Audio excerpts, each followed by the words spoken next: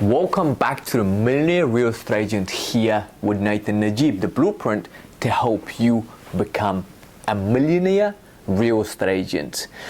Last couple of weeks I've been away, so here we are back again to our weekly videos. Today I want to have a conversation about, as I was reflecting on my life in the last 16 years while I was away, I want to talk about the difference or working in a smaller agency and versus big agency, or big agency versus small agency. You've got to make this decision that suits you. I work for a big agency. I started Najib some seven years ago. We're still small agency. How long are we going to stay small for? I don't know, but I'll tell you. I explain to you what the difference is, and then so you can make your own educated decision. And I suggest when I sit down with agents, I tell them to do your own due diligence. As a salesperson, we don't work for anybody. It's actually them working for us, right?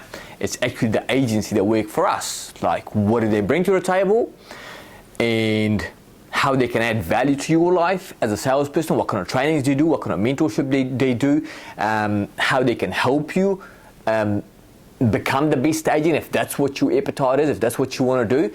So big agencies and small agencies. One of the things also I want to touch on quickly is, back some 50 years ago, somebody opened a big agency or opened an agency, and they've told people that working for a big agency is good because we've got listings all around town, and when you list your property with us, that's what they told to customers. Then we can show this to people in China, in America, or in Dubai, because we've got agencies over there. Or offices over there as well. Well, the truth is, thanks to the internet today, it doesn't make any difference you selling your home with a big agency or a small agency. The truth is, the agent who is representing the sale of your property, or you as an agent, does everything. If you think about it, how many things when it comes to the sale of property an agent does, and how many things an agency do? Like, for example, open home, who does that? Who carries that? The agent. Negotiation, who does that? The agent. If it is communicating with the vendors, who does that? The agent or the brand? The agent. Who the clients list their property with? The agent, or do they list it with the agent or the agency? Most cases, the agent, right? So the thing the brand that's been around for 100 years, that's gone out the window, because thanks to this thing called internet, it's even the playing field. So that's out the window. So now what you as an agent, you need to think about. Now, I've worked, as I said, for a big agency, and we opened Najib Real Estates, of course. So when you go to these old big agencies, you've got yourself a desk. Like when I started 16 years ago, there was the desk. Back then they used to have this big the phones, the hand phones. Nowadays you got your cell phone, I suppose, and then you got your laptop. So it usually goes like this. Here's the laptop. Not all of them, don't get me wrong, but most cases, 99% of agencies that you work with, big agencies, you go, here's your desk, here's your back then yellow pages, now your contact numbers in your phone, and make phone calls, good luck, and we kind of see you at the top, right? And so not much direction when it comes to big agencies. That's how it was 16 years ago, and that's how it is now. And if you look around the city, 95% of the business is done by the 5% of agents, and then 5% of business is done by the 95% of agents. So you've got the top agents in an agency who do most of the business. So you've got this thing called working with buyers, access to their listings, so you can go and sell their listings, right? And that 5%, usually, if you have a look around once again, look at all the offices, that 5% of the agents, they usually have got some sort of share in the business. So they've given them a share so they don't go anyplace else, right? So when I worked in this agency 16 years ago, I worked from the bottom up. I became the number one agent in the office. They had a couple of 2 offices, and then I was offered the shares in the business. So that's exactly what would happen. If you're the top agent in the agency, you get an opportunity to buy in the business. And as I said, like, good luck getting to the top, because it's if there's no direction, you gotta find your own way to the top. And the truth is, it's just you're when you're working for an agency, big agency, you're kind of just a number. And then don't get me wrong, a lot of people like that. Like, you know, okay, I just don't want to be.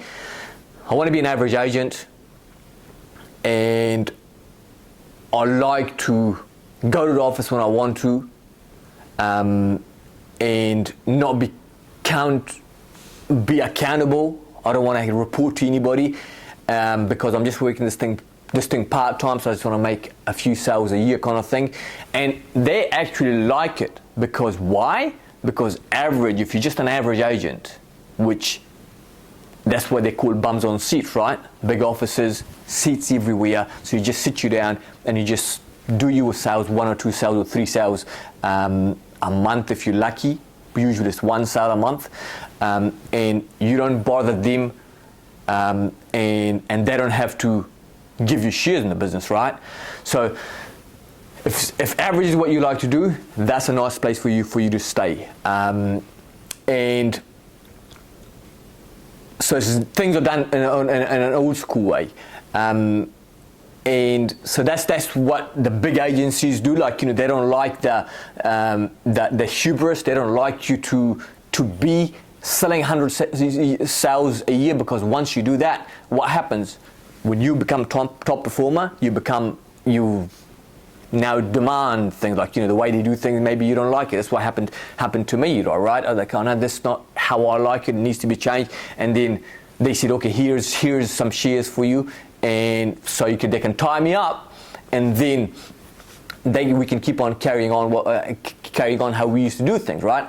So if you like to be a top performing agent, the 5% is very hard to do that there, because, you know, average is how we they like to keep you, which is fine. That's how they do business. So for a smaller agency, now working versus big agency, the benefit of working for a big agency, I want to point that out, is like, you're never going to be asked to do better than what you can. So if you want to don't want to keep accountable, if you don't want to have no business plan, no life plan, and you just want to turn up whenever you want to kind of turn up, then that's a good place for you to stay, because you're never going to be found out. If there's 100 agents, number one, not much time to work on you. Number two, if you're making 1-2 sales, 1 sale usually, 1 sale in a quarter, 2 sales in a quarter, it's good. It works for them, because it's like, when you're average, they can kind of ignore you, right? So there's a video that we can share that with Seth Godin. He talks about the hubris, like the people in power, they like to keep you average. We'll share that video, and we'll come back to it, continuing this video. The story of Icarus is fascinating to look at from a cultural perspective. It's been around for thousands of years. We all know it. Daedalus and Icarus go to a desert island. Daedalus, the dad, makes wings out of feathers. gives them to his son, puts them on with wax, says to his son, obey your father, we're flying out of here. Don't fly too high, because if you fly too high, the wax will melt and you'll die. And we all know what happened. Icarus got uppity, he had hubris, he disobeyed his father, and he died. Except that's not what the myth said in 1700 or 1500 or 1200. They changed it. It used to say, but more important, don't fly too low. Because if you fly too low, the water and the mist will weigh down your wings and you will surely perish. They took that part out. Why do you think they took that out? They took it out because the people in power, the industrialists, want us to fly lower. Because it's easier to ignore us, it's easier to keep us in line, it's easier to get a factory job that way. And I'm not a conspiracy theorist at all, but I do know where public school came from. And public school was invented by factory owners who didn't have enough compliant factory workers. And it worked great. For 100 years, we had this wonderful system. Do what you're told, go to the placement office, you'll get a job for 50 years, you'll like the job, but you'll be able to go home and watch TV, buy enough stuff, you'll need a storage unit, and then you'll die. And the problem is that people are still seduced into thinking that what they're supposed to do is fit in more. And social media has made it worse because there's this whole pack mentality of how do I fit in more with small bursts of here's one quick tip for a flat stomach and 3 different ways to get rich, and you can learn to flip houses today and be a millionaire tomorrow. None of which work, right? But the combination of those two mean that people are starting to feel broken and bitter because the promise isn't being kept. But what I can tell you is it's mostly triggered by fear. Our fear of death, our fear of being alone, our fear of failure. So we invent all these narratives to protect ourselves from the thing that's going to happen to us one day anyway. You know, there's a really good reason to be afraid. And if you look at a lizard or a wolf or a fox, they spend most of their time afraid. That's why they're alive. That what makes a wild animal is that they're good at having grandchildren, staying alive in the wild.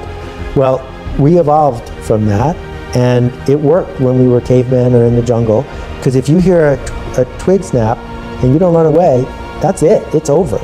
If you're in the circle in the village around the campfire and you offend the chief and they banish you from the tribe, you're gonna die. And so there's a lot of things that evolve for a really good reason about how we behave. And now they're all wrong.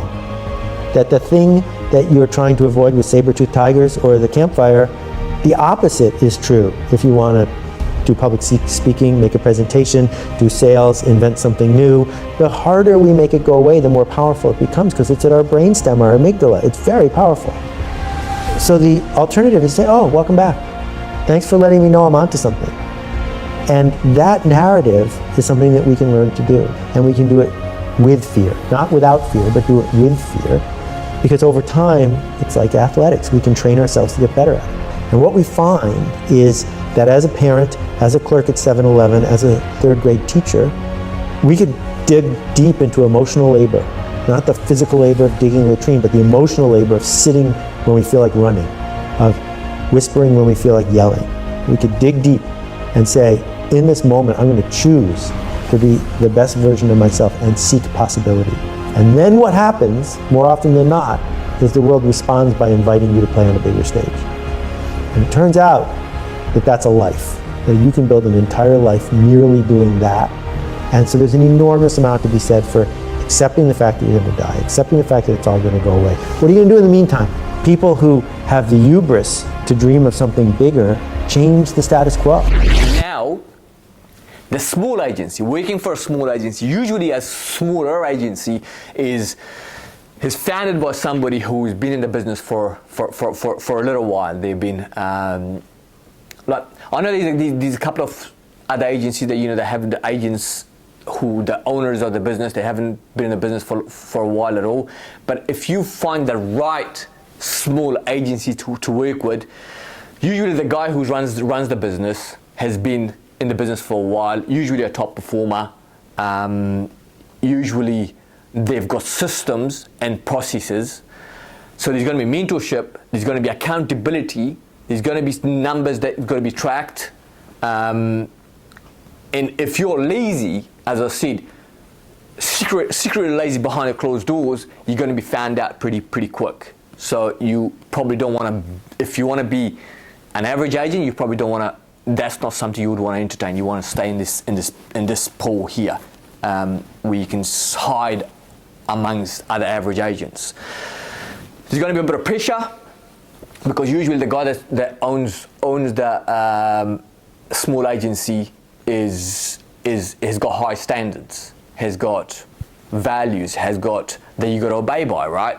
And it makes sense, right? If I'm walking into a gym as a boxer and I've got Mike Tyson training, the trainer there, I'm listening to him because he's Mike Tyson, right? So I'll listen to him. So there's going to be pressure. There's going to be accountability, obviously. There's going to be some systems and processes in place to track everything, right? There's going to be ideal week. There's going to be ideal day. There's going to be life and business plans in place because usually the person in charge or the person running the organization has done the hard yards to get to where he or she may be, right? And also, I think one of the most important thing is if you want to do well in life, you want to work closely with a person who has done it, right? And if you go back to the bigger agency model, the guy or the girl who is the sales agent, she or he probably hasn't got that track record, right? And we talked about last time, we spoke about the mentorship, the T theory. Maybe we can put a link for that video. We talked about, also I think I might have done a post as well. So the T theory goes like this. That's the mentorship kind of thing. The T theory is someone, a mentor who has done a lot of study. So that's like a professor, somebody who's read a lot of book about a subject, and they can teach you. Then you've got the experience kind of mentor, someone who has worked alongside a top performing agent, and that's the best you will get as a sales manager or as a mentor in a bigger agency model. Because the salesperson, why would you want to be a salesperson if you were already making like you a top performing agent? You won't, because sales people, nothing wrong with this, I know they're amazing, I'm sure they're great at what they do, but if you're making $1 million a year, you don't want to be a sales manager. And then the last type of mentor is A, application. So I talk about T theory, TEA theory. The last one is application. This is the guy who has started from scratch, has built a great sales business, a sales person's business, and then has done it over and over, and then opened or have got his own systems that can pass on and teach you.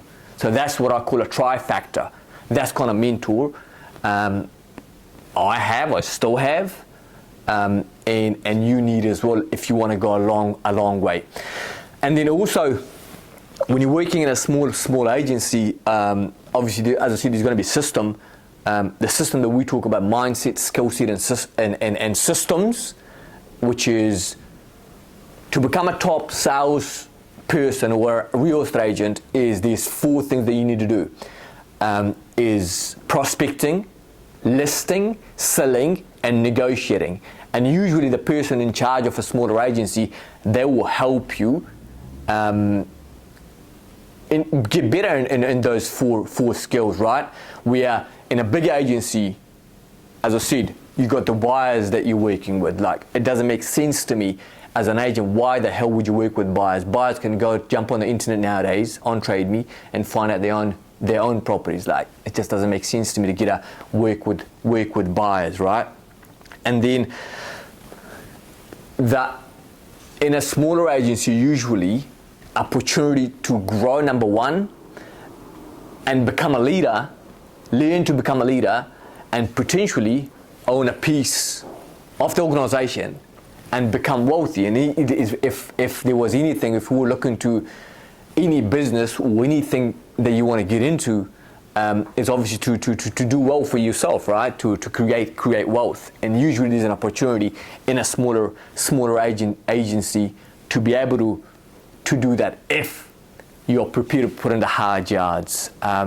So I hope that's made you think, and if there's anything we can do for you, you just sing out. You've got my phone number, and also we run trainings on Saturday here in Najib. We've had agents in the past, and we've got plenty of people that come and ask me questions in person, and I'm happy to help where I can. So you've got my details, I'm sure.